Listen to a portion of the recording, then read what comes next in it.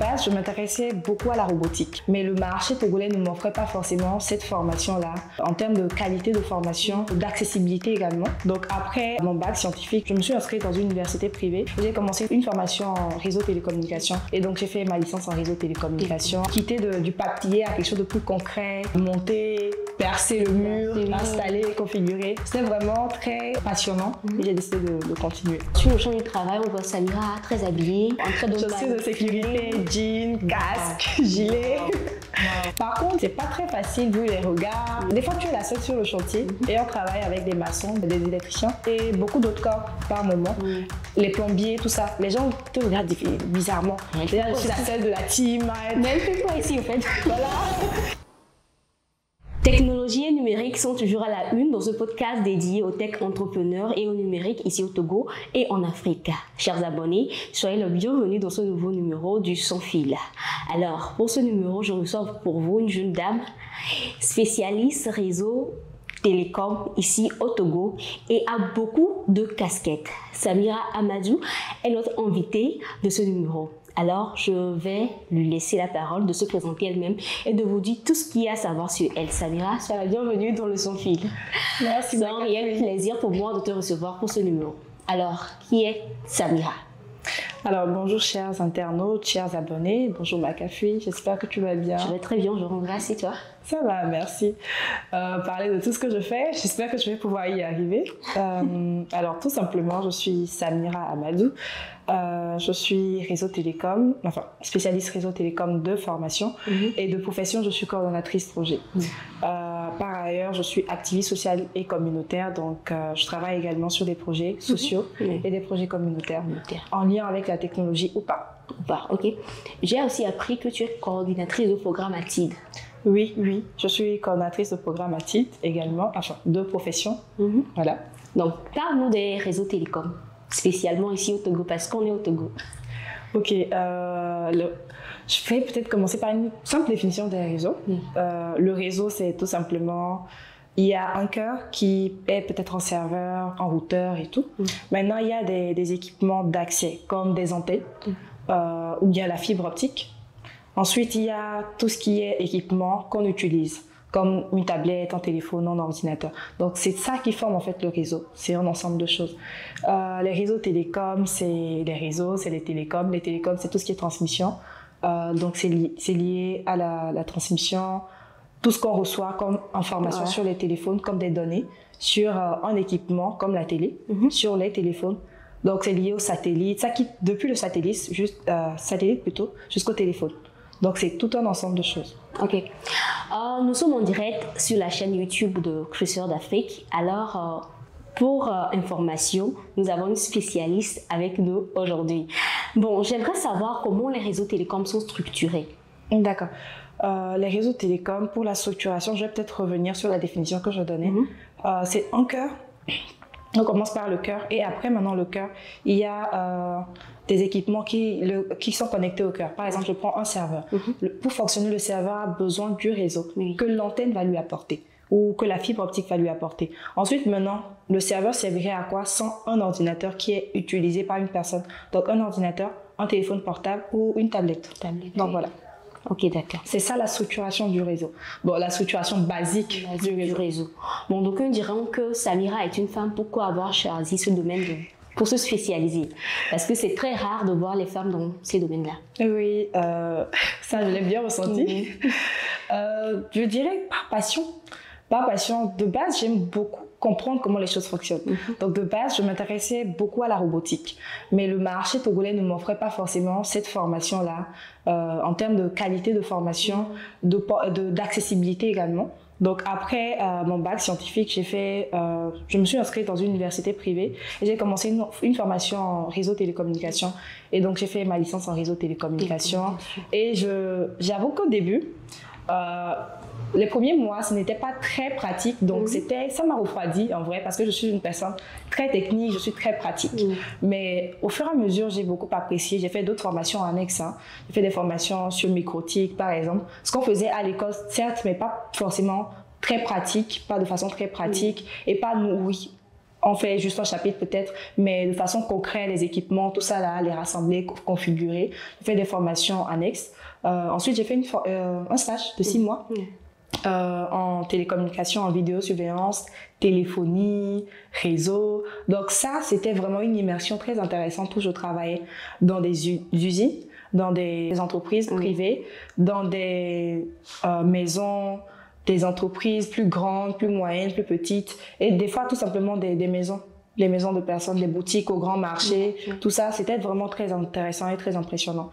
Parce que quitter du papier à quelque chose de plus concret, monter, percer le mur, installer, configurer, c'était vraiment très passionnant et j'ai décidé de continuer. Donc, sur le champ du travail, on voit Samira très habillée. Et puis, en train de chaussures de sécurité, jeans, casque, gilet. Et là, puis là-bas, on voit notre Samira. Oui, carrément, avec beaucoup plus d'énergie. Là, par exemple, je fais un peu genre. Mais là, je suis vraiment à fond dedans. J'ai mon t-shirt et tout. Et j'aime bien être comme ça. C'est assez décontracté. Par contre, c'est pas très facile vu les regards. Parce que des fois, tu es la seule sur le chantier et on travaille avec des maçons, des électriciens et beaucoup d'autres corps par moment. Les plombiers, tout ça. Les gens te regardent bizarrement. Je suis la seule de la team. Mais elle fait quoi ici, en fait? Voilà. Et des fois, on te voit comme une assistante, tout simplement. On veut que tu aides à faire, mais pas que tu fasses. Il y a des regards bizarres quand tu tiens la perceuse. Il y a des regards bizarres quand tu montes. C'est souvent compliqué, mais bon, ça va. J'aime bien. Ok, d'accord. Parle-nous des stratégies que vous utilisez dans votre travail. Les stratégies pour les installations. Je vais prendre quelques exemples.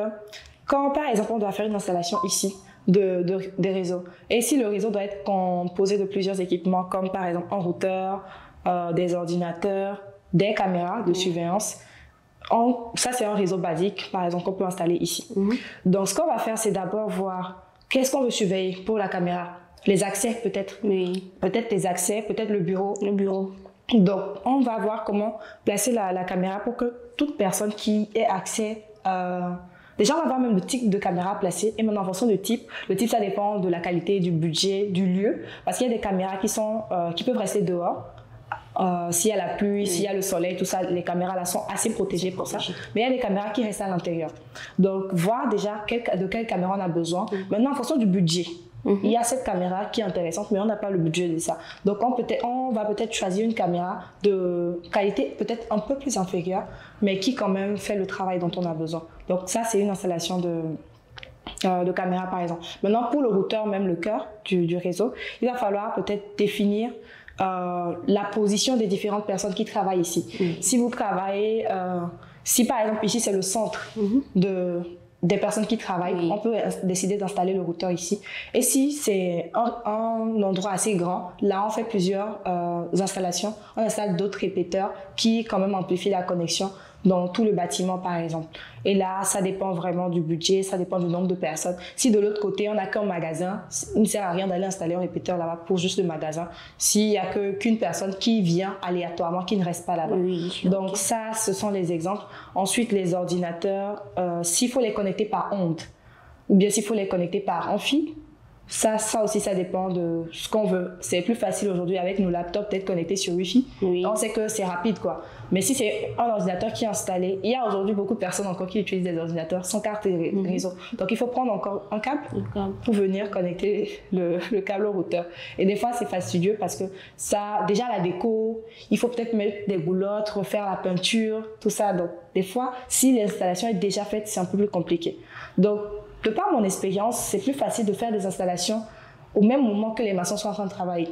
Au même moment que la construction se fait, c'est plus facile de faire une réelle configuration qui ne va pas s'adapter, mais qui sera prise en compte dès le début. Parce que c'est différent quand là, je vais venir faire l'installation, tout est déjà là. Donc, s'il faut tirer les câbles, par où est-ce que les câbles vont passer pour que ça garde toujours cette beauté-là, ici. Et en même temps, il faut que les câbles puissent passer dans un endroit accessible. Si on décide de placer le routeur ici et qu'il faut apporter le câble, il ne faudrait pas qu'on se dise que non, il y a quelque chose derrière. Donc, si on met le câble dessus, ce ne sera pas joli. Alors que c'est plus simple au moment de la construction de les faire passer, par exemple, sous le sol ou bien dans le plafond. Ou bien dans le mur, carrément. Dans le mur, comme on fait passer les câbles électriques. Donc, voilà. Ok, d'accord. Comment arrivez-vous à gérer la sécurité de vos clients? Parce qu'il y a des gens dans les maisons, des fois, qui ne veulent pas qu'on sache qu'il y a des caméras dans la maison. Donc, tu peux rentrer dans une maison, fais tout ce que tu veux faire, mais tu ne sauras jamais qu'il y a de caméras là-bas. Tu pars, tu fais tout ce que tu fais, des dégâts, mais il y a rien. Comment arrivez-vous à gérer ça? Si peut-être je suis une cliente et je veux que vous veniez travailler chez moi à la maison et que je ne veux pas que les gens soient au courant que j'ai une caméra chez moi à la maison. D'accord. Souvent, ça nous arrive, il y a des sollicitations comme ça. Il y a une dame qui soupçonnait son mari d'amener des gens et tout. Donc, elle nous a appelés. Elle nous a appelés pour faire des installations de caméras. Là, c'est souvent les types de caméras. Il faut voir des types de caméras discrets et des types qui sont non seulement discrets, mais également assez faciles à placer n'importe où. Oui. Il y a des caméras qu'il faut par exemple fixer dans le mur. Il faut percer, il faut mettre des tournevis pour retenir la caméra. Mais il y a des caméras qu'on peut poser, par exemple. Il y a des caméras qu'on peut poser en dessous d'un meuble. Si par exemple au salon, à l'entrée du salon, il y a des meubles, les grands meubles comme des armoires et tout pour la télé, blablabla, on peut placer maintenant des caméras qu'on peut poser, voilà. Et aussi, déjà je fais une précision, pour placer une caméra dans un endroit public, vous dites clairement, par exemple ici c'est un endroit où des gens travaillent, donc il faut mettre devant que l'immeuble est sous surveillance, pour que tout le monde sache. Pour des endroits officiels, pour des endroits publics où plusieurs personnes entrent, vous devez préciser que c'est sous surveillance. Maintenant, pour des maisons privées, vous placez les caméras n'importe où. Déjà, je reviens encore sur les entreprises et tout, ou les organisations vraiment, des endroits où les gens entrent. Il ne faut pas placer les caméras dans les toilettes, tout le monde sait ça. Et dans les bureaux, c'est pas dans tous les bureaux. Par exemple, dans les bureaux, c'est la caisse, tout ça. Là, on comprend, mais dans un bureau, une personne, normalement, est censée être en sécurité dans son bureau. Si vous avez un employé lambda qui n'est pas forcément caissier, qui n'est pas a un rôle très clé, il faudrait aussi respecter son intimité. Donc maintenant pour les caméras discrètes, ça c'est vraiment pour vous. Hein. Si vous avez une propriété privée, vous avez votre maison et que vous voulez faire des installations, il y a des personnes qui sollicitent ça, des messieurs, des mamans qui veulent surveiller leurs enfants parce qu'elles ne sont pas forcément là tout le temps. Et les femmes de ménage ne sont pas forcément correctes. L'enfant va te dire que tata a fait ci, tu vas demander, tata va dire que c'est l'enfant qui ment. Mais qu'est-ce qui prouve que l'enfant dit la vérité aussi? Donc il y a ces sollicitations qui arrivent également. J'ai appris qu'il y a des caméras même. Quand tu es au Togo, tu as une maison au Togo et tu vis en France, tu peux facilement surveiller ta maison. Oui, ça c'est beaucoup plus les caméras d'aujourd'hui, les caméras avec des interfaces d'application. Donc c'est des caméras, je ne vais pas donner des marques, mais il y a des caméras que tu peux avoir. Tu fais l'installation chez toi et souvent c'est pour des chantiers qu'on a ce genre de sollicitation. Oui. Habituellement c'est pour des chantiers. Le monsieur il a envoyé de l'argent, il veut suivre la construction de sa maison. Donc nous on fait des installations, souvent on fait des installations avec peut-être un panneau solaire, les caméras avec panneau solaire, parce qu'on se dit que sur le chantier, si la personne vient de payer le terrain, il n'y a pas forcément d'installation électrique. Donc là, on installe la caméra et il a l'interface sur son téléphone. Il suffit de télécharger une application, l'application liée au téléphone. Maintenant, nous, on configure l'application. Par exemple, quand on fait l'installation de la caméra, on vient sur le téléphone. On tape le code, tout ça là. On fait un login de la caméra. Oui. Maintenant, quand on va, il y a on installe, par exemple, c'est un grand chantier, on installe 8 caméras. Maintenant, quand on finit d'installer les 8 caméras là, il faut nommer les caméras, pour que le monsieur sache où est-ce qu'il est en train de surveiller. Si ça, par exemple, c'est l'entrée de la maison en construction, on nomme par exemple caméra 1, entrée. Caméra 2, garage. Donc, on configure lui-même, il peut faire ça aussi. Lui-même, il peut changer. Entre-temps, si le plan de construction a changé, on renomme tout simplement. C'est un équipement qu'on peut tout simplement renommer sur l'application en question. Et voilà. La configuration se fait soit sur téléphone, soit sur ordinateur. C'est assez facile aujourd'hui d'avoir accès à... Vous avez un chantier peut-être à Atakpamé, vous êtes ici, vous travaillez ici, vous n'avez pas le temps d'y aller, mais vous ne faites pas forcément confiance à votre petit frère qui est là-bas ou au maçon même que vous ne connaissez pas. Donc, vous pouvez facilement surveiller votre chantier. Ça dépend de la caméra, ça dépend de l'application, ça dépend de la connexion aussi. Parce que quand le réseau n'est pas bon là-bas, parce que ce sont des images transmises en temps réel. Oui. Quand le réseau n'est pas bon là-bas, ça peut être compliqué. Okay. Disons que tu as une maman malade à la maison et que tu n'es pas là, tu peux facilement la surveiller de loin. Oui. Et peut-être aussi mettre des alarmes. Je vais prendre l'exemple d'une maman qui est alitée.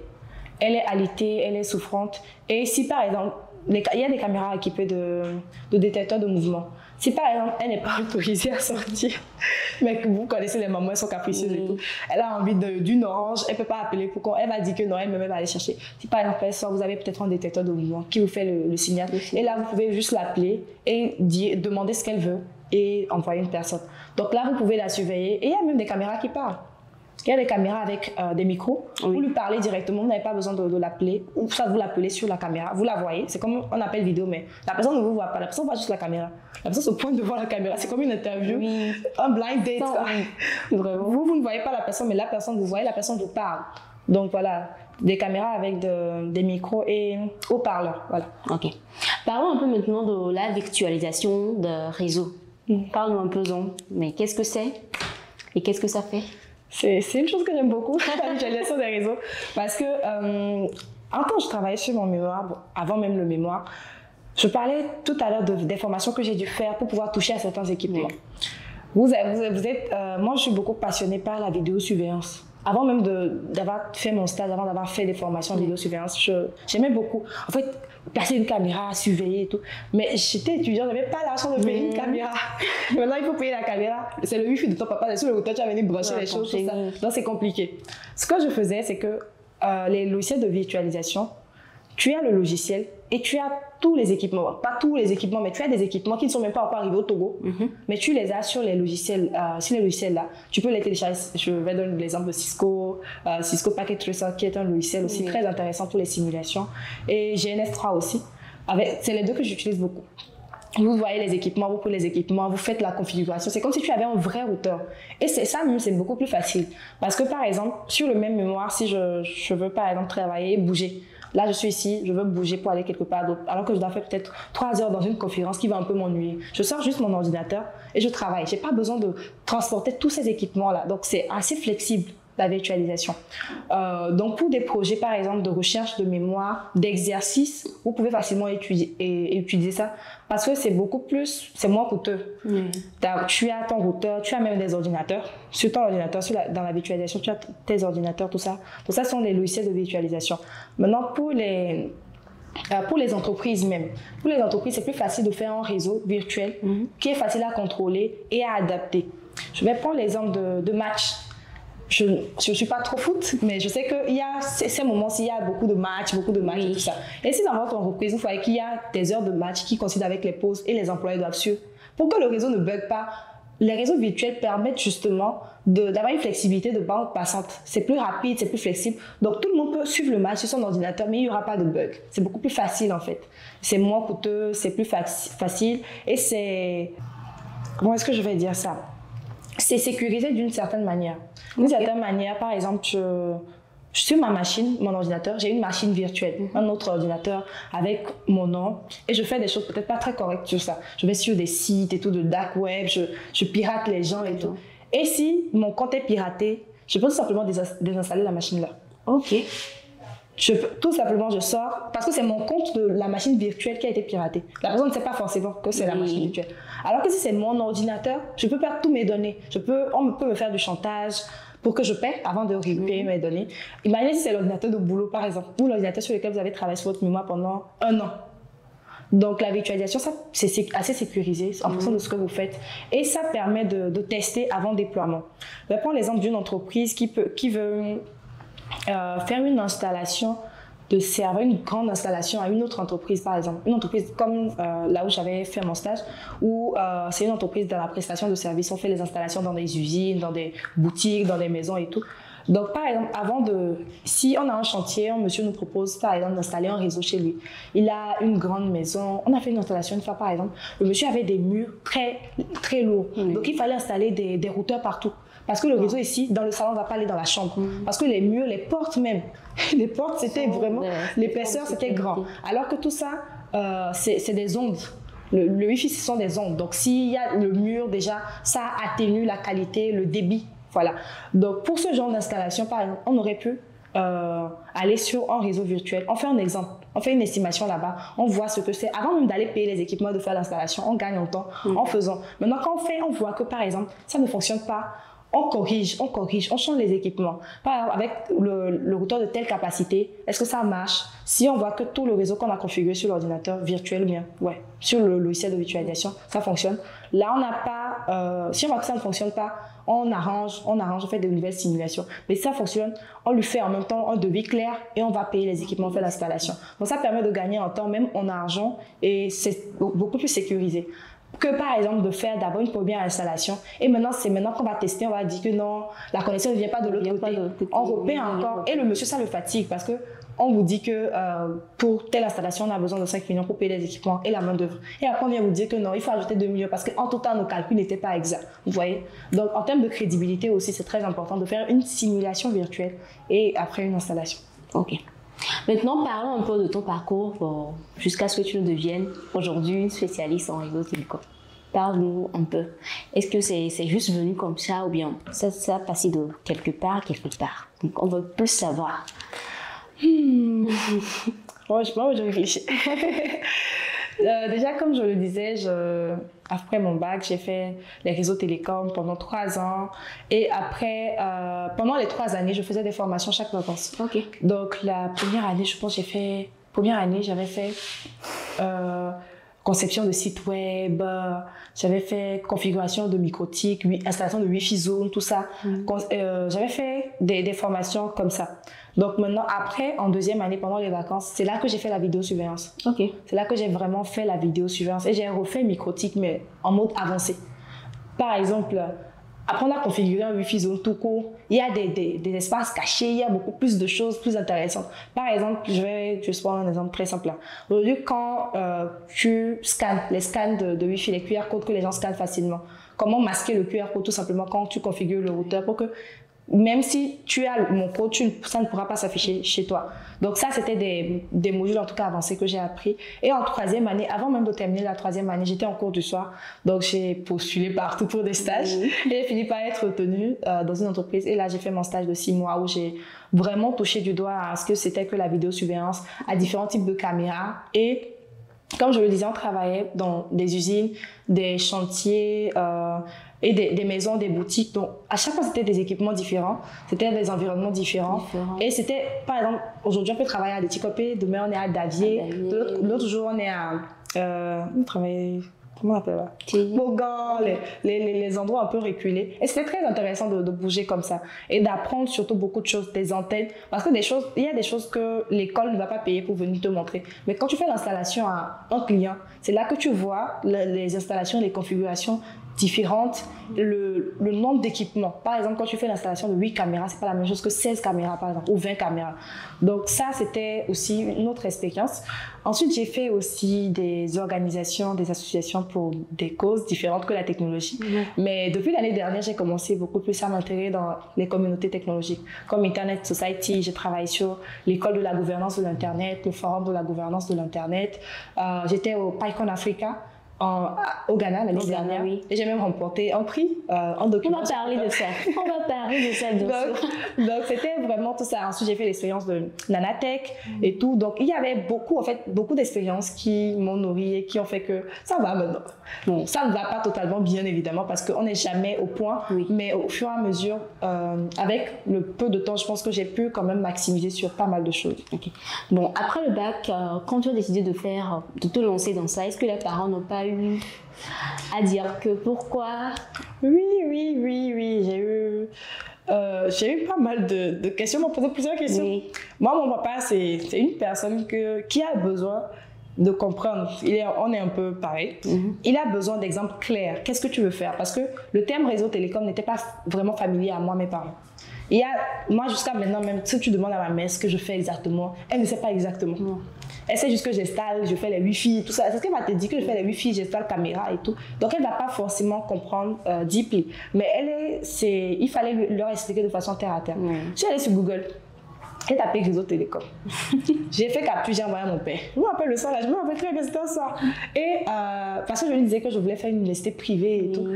Lui, il avait demandé premièrement le budget, bien évidemment. Il avait demandé le budget, je suis allée, j'ai pris les fiches, je lui ai apporté et tout ça là. Mais il voulait comprendre aussi. Donc j'ai tapé débouché formation réseau télécom. J'ai capturé, j'avais plusieurs captures d'écran. Hein. Et là, il a fait genre, il a compris, ça allait bien et j'ai commencé. Quand je suis rentrée, j'avais commencé les pratiques. Je suis rentrée et tout, c'était après un cours de transmission. ou quelque chose comme ça, système de transmission, je sais plus, électronique analogique, je sais plus. Je suis rentrée et je dis à mon père, souvent on bricolait lui et moi. Oui. C'est moi qui changeais les ampoules depuis toute petite. Je suis l'aînée de la famille. Et s'il y avait un garçon, je n'allais pas faire ça. Oui. C'est parce que moi, j'étais beaucoup attachée à mon père et il bricolait beaucoup, je bricolais beaucoup également. Donc, il avait une box comme ça là. Et je lui disais, mais j'ai besoin de tournevis. Il dit, toi, fille, tu vas faire quoi avec un tournevis? Il dit, c'est pour aller à l'école. Vous faites quoi à l'école avec un tournevis? Il dit, non, quand on fait on démonte les machines et tout ça, on travaille avec l'unité centrale et autres là. Il dit, d'accord. Il m'a donné ça. Mais en fait, il a réagi de manière tellement bizarre. Oui. Ça a toujours été, c'est toujours compliqué, même jusqu'à maintenant. En fait, quand il voit, les gens s'habillent. J'ai arrêté mon stage en janvier et j'ai repris maintenant le boulot de coordonnatrice à temps plein à titre. Et en fait, quand j'allais, je mets mes jeans, mes chaussures de sécurité grosses là. En fait, les gens s'habillent pour aller au boulot. Sa fille s'habille pour aller au boulot. C'est pas la même chose. Les t-shirts, c'est un peu bizarre. Les t-shirts sales avec les gilets, tout ça là. Et les vieux foulards. Parce que, en fait, je vais dans la poussière, je vais percer le mur, tout ça, ça va rentrer sur moi. Donc, je vais pas me saper, y aller quoi. J'y vais, je porte pas de boucle d'oreille. En fait, ils voient sa fille, ils voient les gens, ils comprennent pas. Elle fait quoi en fait? Donc, c'est souvent très compliqué avec les tantes, avec la maman et tout. Mais ça va. Ils arrivent à gérer. Ils arrivent à gérer. Ok.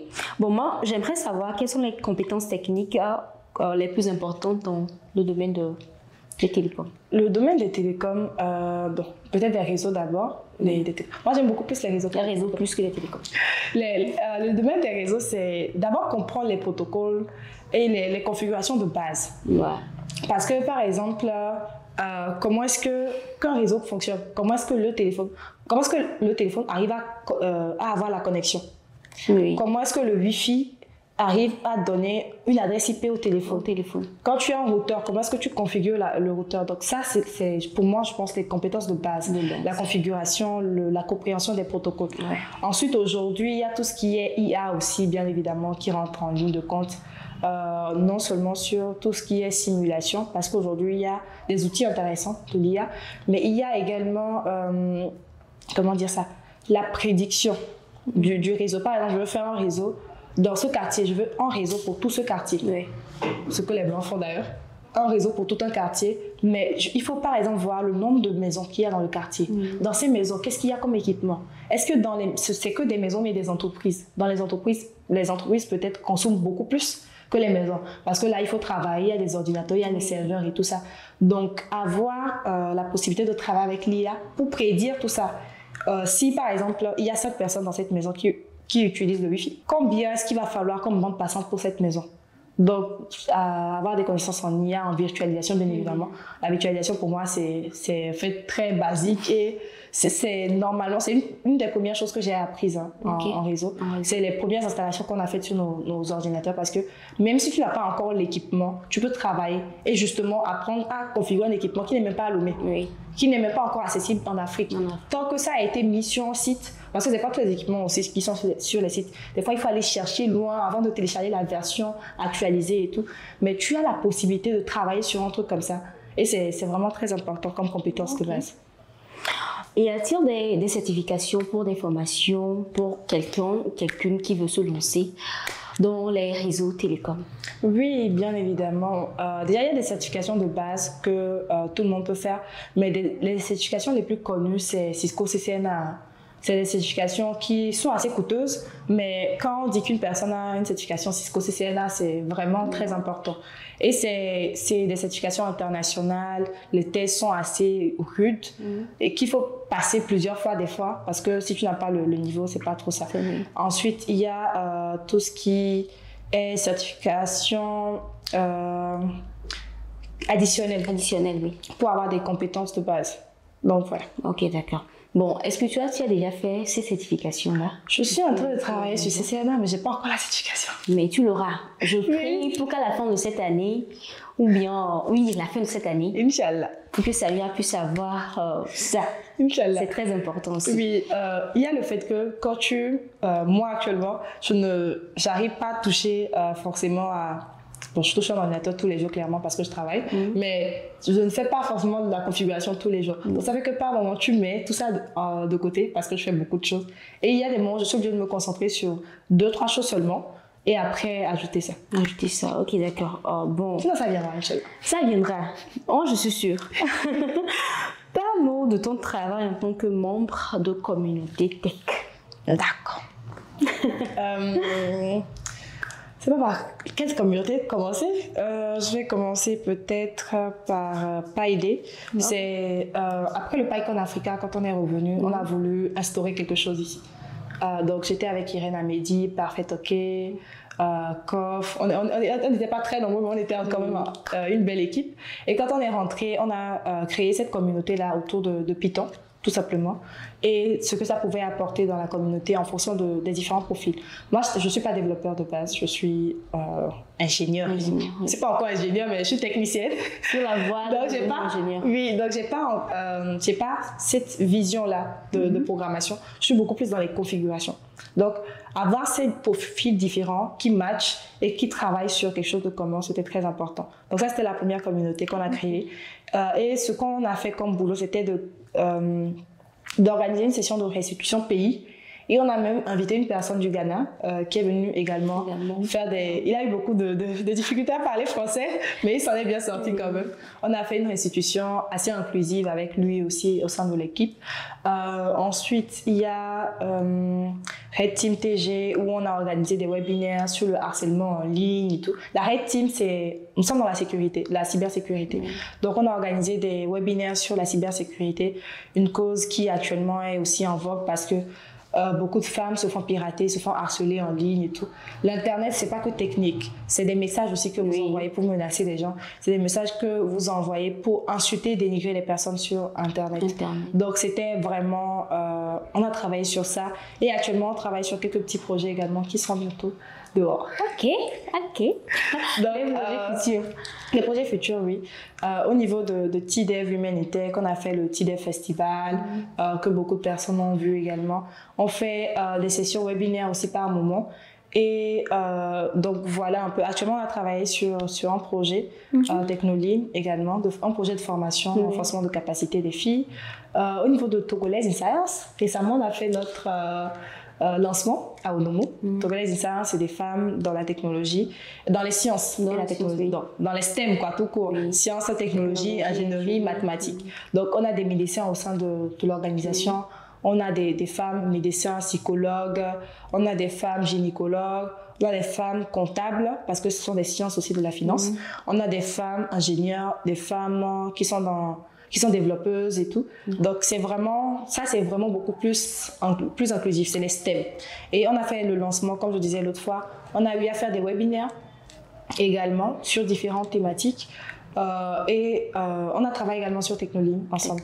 Et actuellement, on soutient la compétition une compétition nationale de robotique. Oui. Ok, nous allons parler de ça aussi. Bon, coordinatrice de programme à TID qui fait dans les STEM. On veut savoir aussi le travail que tu fournis là-bas, parce que dans l'épisode précédent, on avait reçu Assem Domino Thierry à TID. On avait fait ça, on avait tourné ça à TID. Donc aujourd'hui, on reçoit aussi Samir Amal de TID. Samir Amal de TID. Donc on veut plus savoir de ce que tu fais là-bas à TID. D'accord, super. Alors, TID, c'est technologie et innovation pour un développement durable. Donc, on est beaucoup plus sur la technologie. On est sur l'innovation, le développement durable. Tout court, en fait, littéralement.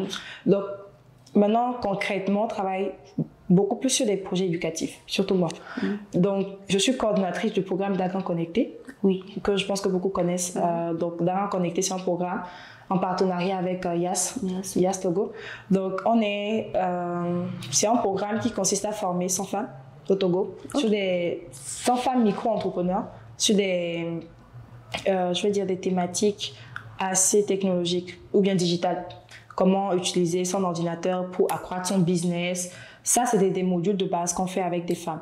Je suis également coordonnatrice de la compétition nationale de robotique. First Lego League. Donc ça, c'est une compétition qui englobe 20 écoles dans les 5 régions du Togo. D'abord, là, on a commencé, ça fait plusieurs mois, on a commencé depuis l'année dernière. On a enrôlé les écoles. On a plusieurs écoles publiques, privées et des centres STEM. Les centres STEM, c'est juste des centres éducatifs qui sont équipés à pouvoir travailler sur la compétition. Donc, on a 20 écoles. Enfin, oui, 20 écoles et 10 personnes par école pour compétir. Et il y a une politique d'inclusion également. C'est 5 filles, 5 garçons à ne pas négocier. Et donc, c'est des écoles qui vont recevoir des kits robotiques, s'entraîner pour faire des formations.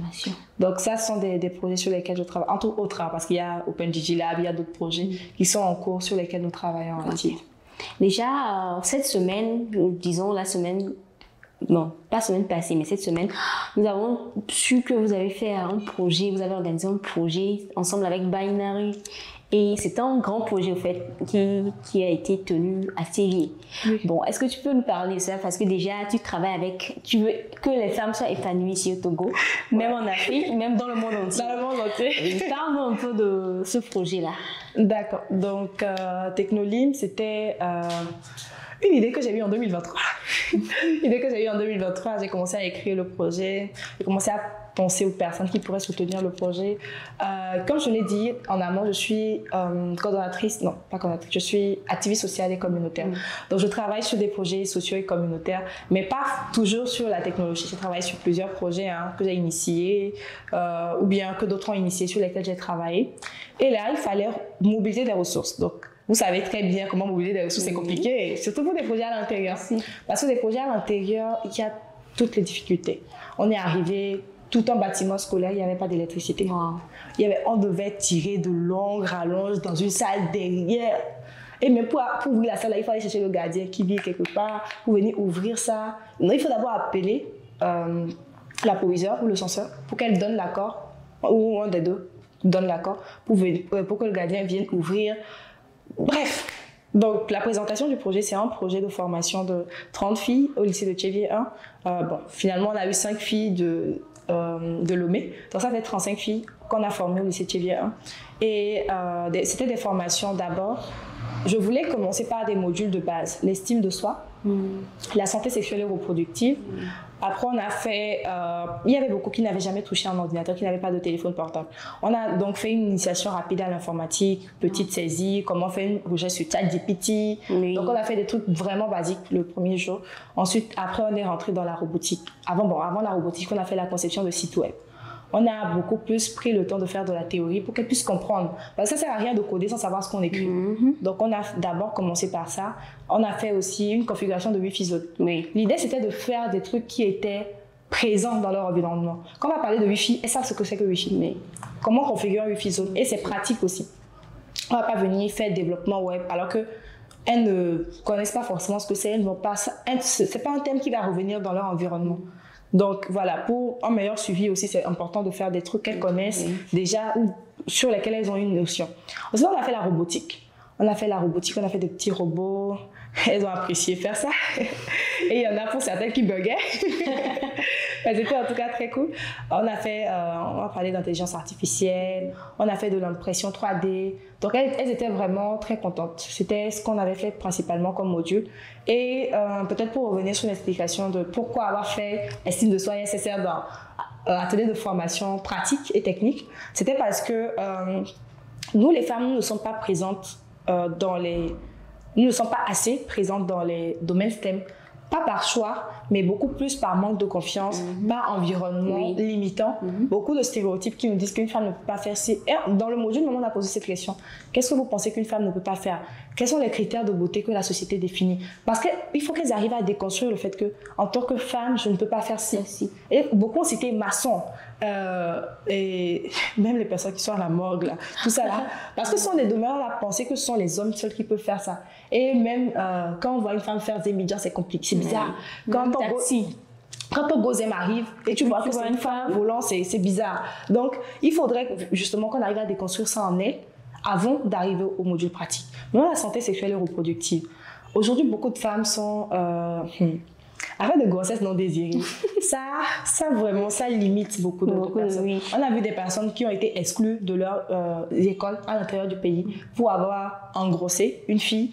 Et bon, ça a été vraiment une polémique. Les gens disaient non, mais pourquoi la fille, on ne la renvoie pas, c'est le gars qu'on renvoie. Mais la fille d'office, ça vient un peu compliqué dès l'instant où elle a une grossesse. Venir à l'école, c'est pas évident. Les parents qui vont peut-être la maltraiter, c'est vraiment compliqué. Donc, il faudrait qu'elles arrivent à maîtriser leur corps, apprendre l'hygiène menstruelle, apprendre le cycle menstruel. Donc, la santé sexuelle, il y avait le consentement, tout ça là-dedans. Dire non. Parce qu'il y en a qui sont violés, il y en a qui sont harcelés, mais qui n'arrivent jamais à dire ça. Oui. Je dis, mais si c'est le censeur qui te harcèle, pas dire ça à la proviseure. Vous avez la chance d'avoir une dame proviseure. Tu vois? Donc, c'était vraiment, pour revenir sur ça, l'estime de soi, la santé sexuelle et reproductive, une des thématiques clés de la vie d'une femme, avant même d'arriver, donc de la vie de tout le monde, parce que la santé sexuelle, ça ne concerne pas que les femmes, c'est les hommes également. Donc, faire tout ça avant de revenir à tout ce qui est pratique. Parce que ça ne sert à rien d'enseigner de la robotique à une fille qui va se dire, de toutes les façons, je suis une femme, je ne pourrais pas faire ça. Il fallait commencer d'abord par ça.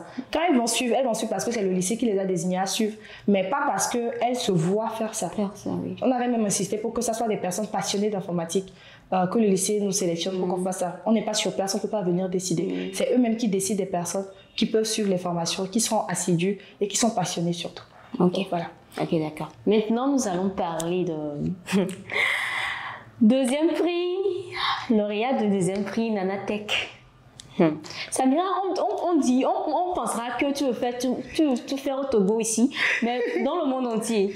Donc, lauréat de deuxième prix Nanatech. Parle-nous de Nanatech, c'est quoi? Et comment a été le parcours jusqu'à la réussite? D'accord. Ok. Nanatech, il y a un an, il y avait une communication qui a circulé sur des formations qu'on veut faire aux femmes et les mettre après dans un réseau de femmes, pas que de femmes, mais dans un réseau qui leur permet en tout cas d'évoluer professionnellement surtout.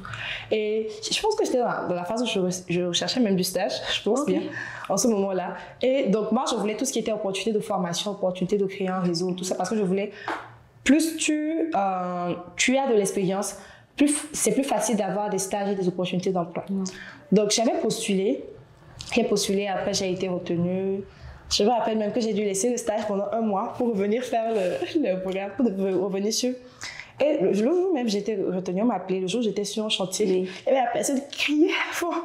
J'ai dû courir de l'autre côté de l'usine pour pouvoir décrocher. On a commencé, on a fait des formations pendant 4 à 5 semaines.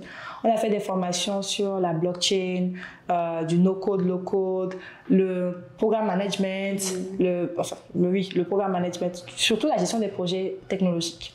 C'était vraiment un focus. C'était très intéressant comme environnement. C'était que des filles, hein. On n'était que des filles et il fallait maintenant créer des groupes pour travailler sur un projet commun. C'est là que les problèmes ont commencé. Oui. Il y a tellement de problèmes qu'on veut résoudre dans la vie qu'on ne sait pas exactement sur quel problème travailler. Donc, même former des groupes, c'était compliqué parce qu'il y a plusieurs profils et tout qui travaillent avec qui travailler. Est-ce qu'il y a des personnes qui avaient déjà leur idée de base qui ne me branchaient pas forcément? Parce que il y a une chose, c'est comme des personnes qui travaillent sur le climat. Moi, je travaille par exemple sur les violences basées sur le genre et la santé sexuelle et reproductive dans le domaine associatif. Oui. Mais je ne suis pas forcément climat. Donc, une personne qui a un projet climat ne va pas forcément matcher avec moi. Donc, il y avait ces défis-là, mais après, on a trouvé une équipe. On voulait travailler sur l'éducation. Parce que pour nous, l'éducation, c'est très important. Oui. Quoi. Donc, on a développé une plateforme qui permet à un parent de faire le suivi éducatif de son enfant. Et en même temps, comme activité, complémentaire, le parent peut régler les frais de scolarité de l'enfant, commander la tenue scolaire, les kits, comment on appelle ça déjà? Les fournitures scolaires, voilà, de l'enfant. Faire des courses, quoi, tout simplement. Donc, c'était ça. Et maintenant, les écoles qui ont un système de gestion. De l'autre côté, les écoles ont un système de gestion des écoles où ils entrent les notes. Comme ça, le parent, lui, reçoit les notes directement sur son interface. Donc, c'était la solution qu'on avait développée. On l'a pitché.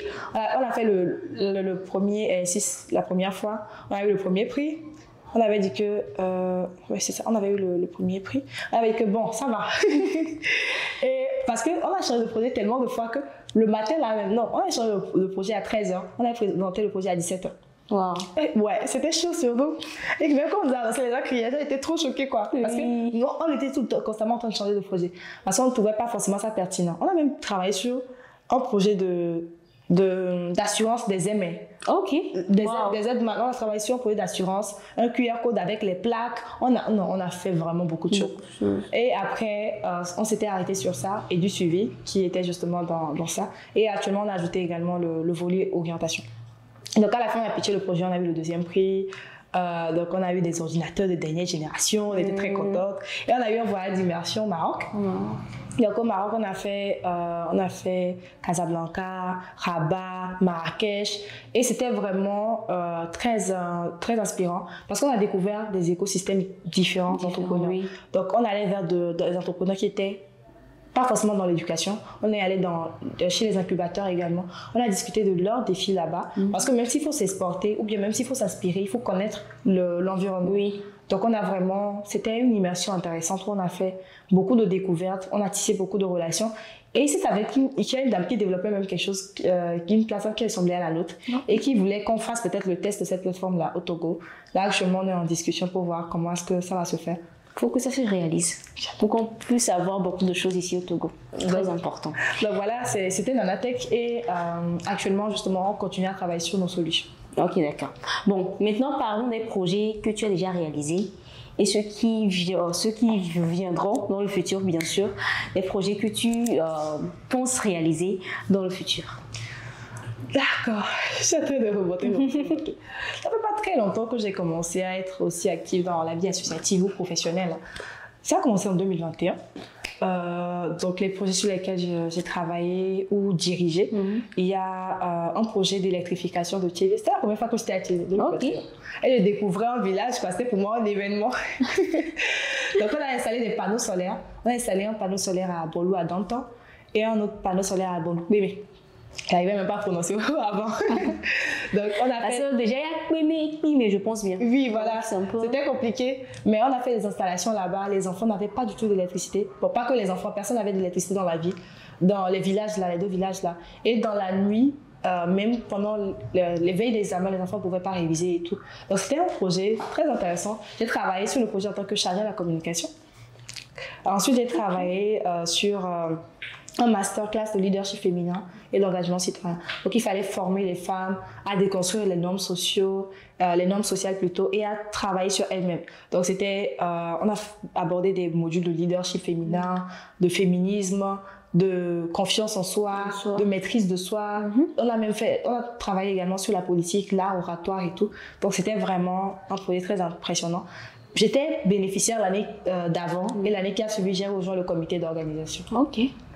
Ensuite, j'ai travaillé sur un projet d'art oratoire, l'Académie des maîtresses de cérémonie, des maîtres et maîtresses de cérémonie. J'aime bien dire maîtresses de cérémonie.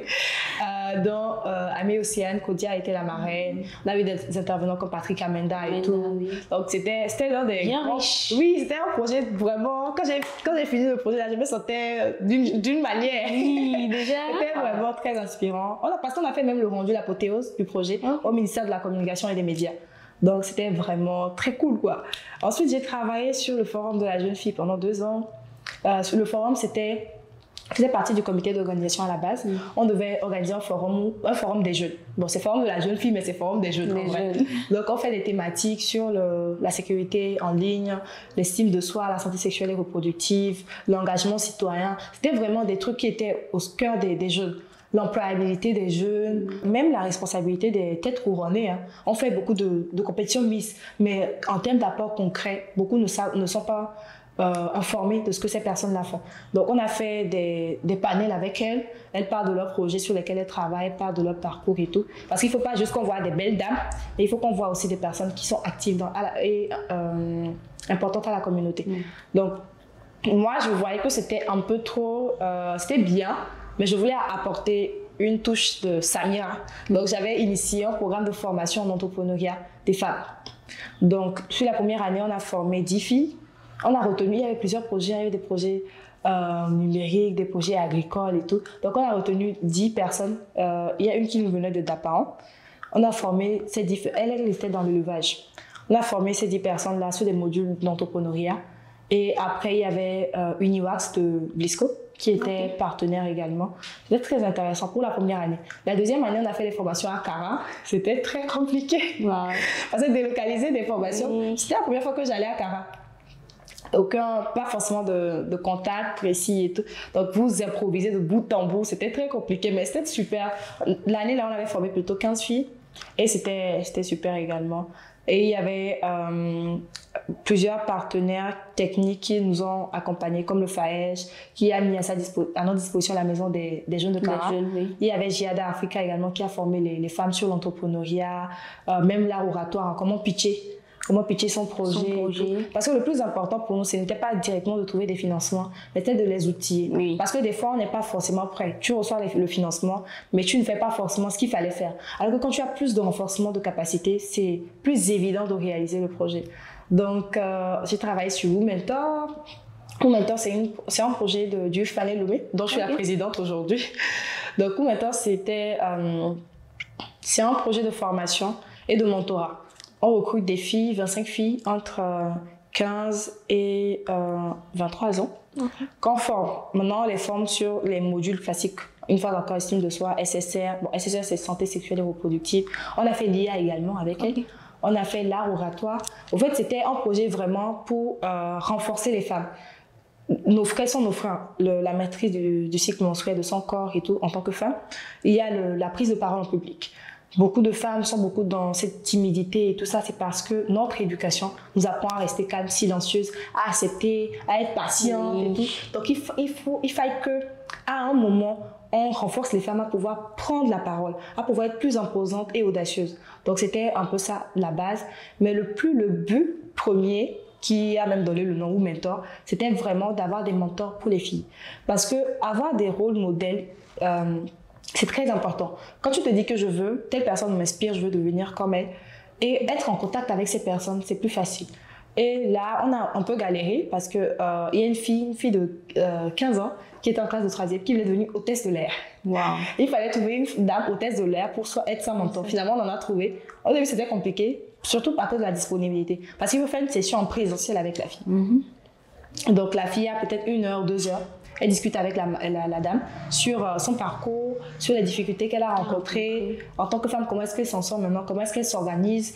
Il y en a même qui devaient faire de petits stages également. Il y a une qui a eu la chance d'aller dans une clinique. Elle est étudiante en ophtalmologie.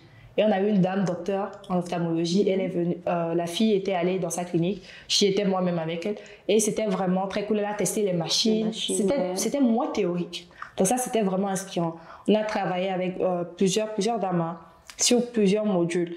Et c'était en fonction du profil des filles maintenant, elles arrivaient à matcher avec les dames. Les dames, oui. Voilà, donc ça, c'était vraiment très, très inspirant et très... Nadiaka également, on a travaillé avec Nadiaka. Ok. Oui, il y avait 3 filles qui voulaient devenir stylistes. Donc, on avait fait une session avec Nadiaka dans sa boutique. Oui. Et elle nous a exceptionnellement amené dans son atelier. Les filles ont pu voir les tissus, le type de machine, tout ça. Donc, on a eu vraiment de très belles sessions. Je ne pourrais pas citer tous les noms de toutes ces dames-là, mais c'était très cool. Le projet, je réfléchis, il y a le PAID dont je parlais tout à l'heure, la restitution au Togo, Internet Society, l'école de la gouvernance de l'Internet, le forum de la gouvernance de l'Internet également, que je coordonne cette année. Il y a mon projet personnel Technoli que je venais de présenter également. Donc voilà, je pense que j'ai fait le tout. En tout cas, c'était la majorité des projets sur lesquels je travaille. Maintenant, parlons intelligence artificielle, parce qu'on est dans un ère où l'intelligence artificielle a pris le dessus. Et les gens disent que, est-ce que vraiment on aura besoin de personnes pour travailler, ou bien les machines travailleront, les robots travailleront pour nous? Mais bon, déjà, dans ton domaine, qu'est-ce que l'intelligence artificielle te pose comme problème, ou bien t'aide à réaliser? D'accord. Déjà, moi, j'aime bien prendre l'exemple de Foufou Mix. Quand Foufou Mix est arrivé, beaucoup de personnes disaient que non, ça donne le cancer et tout. Mais aujourd'hui, beaucoup de personnes l'utilisent. Je suis des personnes qui pensent que beaucoup ont du mal à accepter l'innovation. Oui. Aujourd'hui, on va dire que non, utiliser l'intelligence artificielle, c'est être paresseux. Mais c'est comme si tu me dis de marcher pour aller au boulot alors qu'il y a une voiture. C'est un outil. Oui. En fait, chaque fois, on essaie de trouver des outils pour alléger l'humain. Même humain, là encore, va venir se plaindre. Marcher pour aller à séquencer alors qu'on a une voiture, en fait, c'est la simple comparaison que je pourrais faire. Donc, c'est tout simplement un outil. Et c'est comme ça que moi, je vois l'intelligence artificielle. Aujourd'hui, en tant que coordinatrice de projet, qu'est-ce que l'intelligence artificielle me permet de faire? Ça me permet de gérer les projets. Ça me permet d'avoir... Même quand je travaille sur mon mémoire, je demande à l'intelligence artificielle quels sont les outils dont j'ai besoin pour faire la virtualisation de mon réseau. Parce que je travaille sur l'IoT, l'Internet des objets. Donc, c'est une notion que je n'ai pas étudiée à l'école. Il faut que je me documente. Mais même pour aller savoir quel article lire, je vais taper sur Google, il y aura plusieurs articles. Et ce sera des articles peut-être qui ont été sponsorisés. Ce ne sera pas forcément les meilleurs articles. Alors que ChatGPT, moi, me permet facilement de trouver certains éléments dont j'ai besoin pour aller maintenant sur une bibliothèque pour chercher ce document-là, par exemple. Donc, ce n'est pas en fait une paresse de... Moi, je trouve plutôt que, excusez-moi, mais que c'est con de courir pour aller chercher ce que tu peux trouver en quelques minutes. C'est un outil, tout simplement. Et les gens vont arriver à l'accepter. Il faut mixer l'utiliser avec le temps. Ça va arriver. Donc, comment est-ce que ça met? Ça met dans, déjà, les projets, quand je mène des projets, des fois, même quand il y a des difficultés, je vais prendre l'exemple de Technolim. Oui. Quand on était le premier jour, les formateurs qui devaient intervenir sur les signes de soi et la santé sexuelle et reproductive, plutôt les formatrices. Il y a une qui était souffrante et il y a une qui avait un autre événement crucial à Lomé qui ne pouvait pas arriver et revenir. Et moi, je pouvais faire ça, mais je ne voulais pas faire ça parce que je suis coordonnatrice. Mais au final, j'ai dû faire ça. Et je n'avais pas de module préparé. Tout ce que j'ai fait, c'est que j'ai décrit le projet à ChatGPT et je lui ai demandé de me faire un draft, une proposition. Et quand il a fait le draft, maintenant, moi, je réadapte en fonction de moi. Moi, c'est ce que je fais souvent parce que c'est comme prendre le module de quelqu'un venu présenter. Ça n'a pas vraiment de sens. Alors que quand tu veux présenter quelque chose, il faut que tu te sentes dedans. Oui. Donc, c'est tout simplement ça, en fait. J'utilise ça comme un outil au quotidien. Moi, j'utilise ChatGPT tous les jours. Parce que, en fait, tous les jours, tu as besoin, par exemple, d'une information. Des fois, je suis peut-être en mission quelque part, je demande quelle température fait-il ici? Si je dois peut-être sortir pour savoir si je veux venir tardivement, pour savoir quoi porter par exemple. C'est un outil qui, moi, je pense au quotidien pour des choses vraiment, des fois, qui n'ont même pas de lien avec mon boulot directement. Pour une recette de cuisine, je peux consulter ça facilement. Pour tout simplement, pour une recette de cuisine, pour comment conserver une tomate, par exemple. Tu demandes, en fait, des fois, même, ce n'est pas pour avoir des réponses. Des fois, moi, c'est juste pour m'amuser. Oui. C'est comme aujourd'hui, j'ai tapé sur Google attentat de Sarajevo. Parce qu'en fait, ça m'est revenu en tête, Sarajevo. Je voulais voir à quoi ressemblait la ville en vrai. On a fait les cours d'histoire. Donc, des fois, ce n'est pas forcément un outil qui est trop protocolaire, mais qu'on apprend à utiliser pour tout et n'importe quoi. C'est un dictionnaire. C'est un dictionnaire, c'est un moteur de recherche, c'est une intelligence artificielle, c'est un outil. Donc, quand les gens parlent du fait que l'outil remplace l'humain, moi, je pense que ce n'est pas trop ça, parce que ce sont des personnes qui ont développé l'outil-là. Donc, c'est du travail qui a été créé.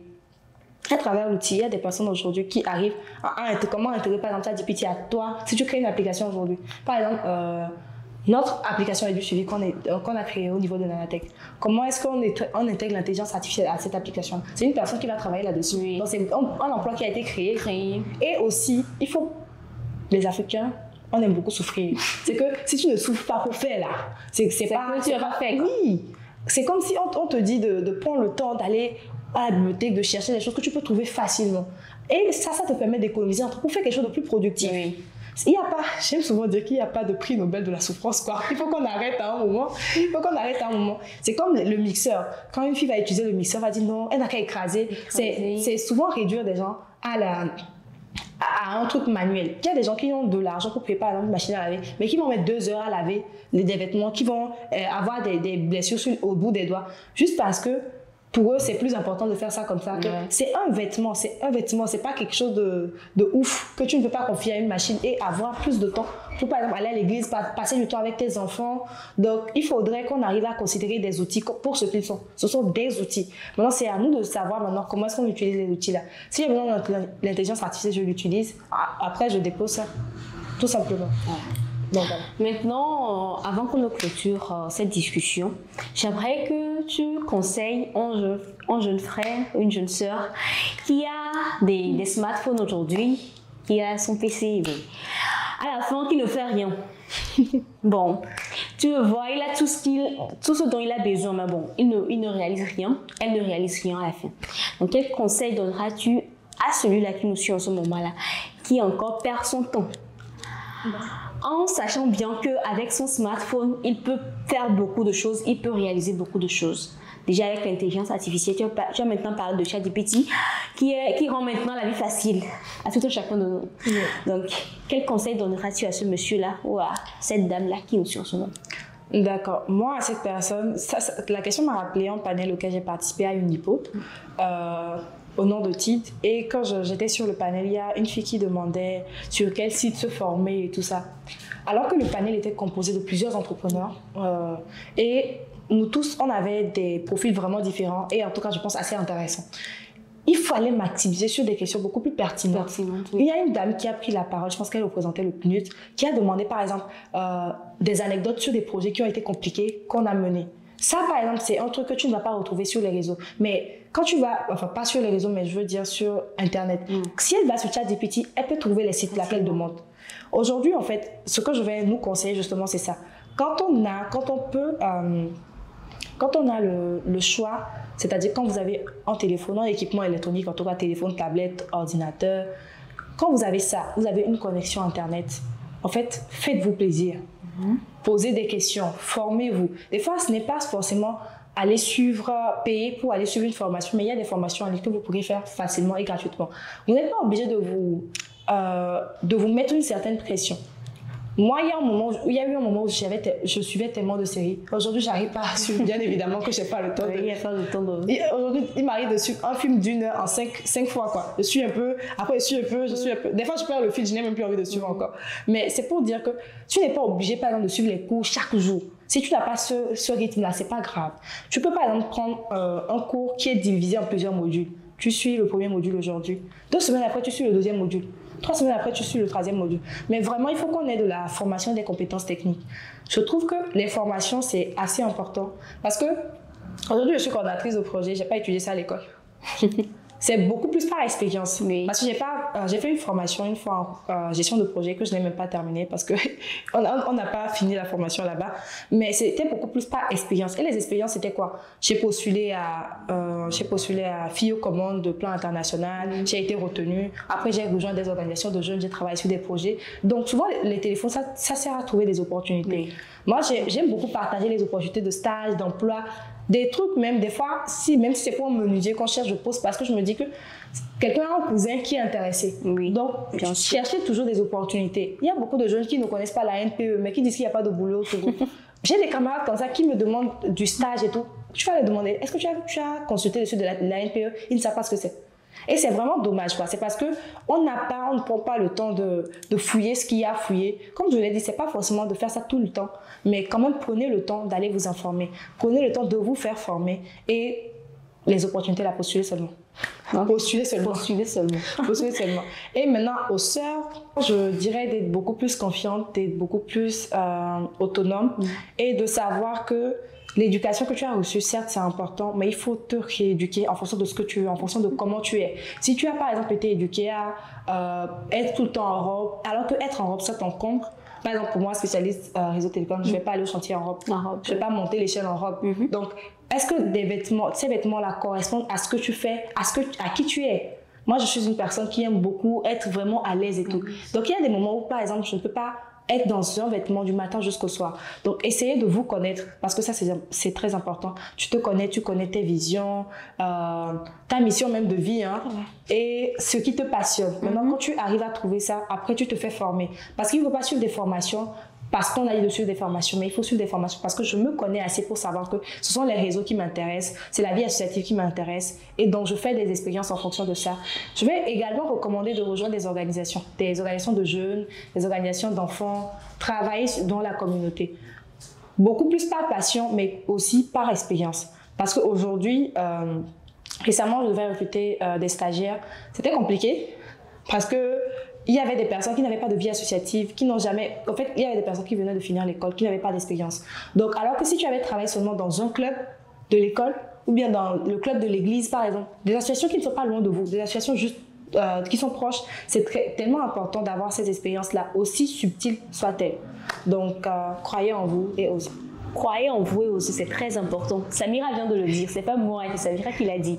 Bon, Samira, en mot de fin, à l'endroit de nos abonnés, de ceux qui nous suivent en ce moment, quelque chose de spécial à leur dire ou bien un conseil que tu as à donner? Déjà, merci à vous de nous suivre. Ça prouve que vous voulez déjà travailler sur vous. Vous voulez déjà découvrir l'environnement technologique et c'est très bien. Parce qu'aujourd'hui, même quand vous n'êtes pas dans un domaine technique, le domaine technique est dans votre domaine. Oui. Aujourd'hui, en comptable, utilisez un ordinateur. L'ordinateur, c'est dans un réseau. Oui. Donc, n'hésitez pas à vous informer, n'hésitez pas à avoir une culture générale bien nourrie. Et merci à vous de nous suivre. N'hésitez pas à soutenir ce genre d'émission parce que ça permet également de donner l'information dont la population a besoin à la population. Donc, voilà, croyez en vous, osez, je répète, croyez en vous, osez. C'est très important de croire en soi et d'oser, c'est très bon. Merci beaucoup Samira Amadou de nous avoir accordé le temps d'avoir cette discussion avec toi. C'est pas évident. Tu pouvais dire que tu n'avais pas de temps, mais bon. Tu nous as fait cette grâce-là d'être ici avec nous et tu as beaucoup dit. J'espère que ceux qui nous ont suivis aujourd'hui ont beaucoup appris et ont beaucoup noté quelque part pour le futur. Donc, on ne va pas clore cette émission sans dire merci à Buy Now Rob qui nous reçoit pour une deuxième fois ici dans ses locaux. Merci aussi au Junior Abasia et Cruiseur d'Afrique est la chaîne qui vous produit ce podcast, le Sans Fil. Donc, je vais vous demander d'aller nous suivre sur nos plateformes sociaux, Instagram, LinkedIn, Facebook, YouTube. Inscrivez-vous là-bas, suivez-nous. On a beaucoup de choses à partager avec vous. Merci beaucoup et à la prochaine. Bye bye!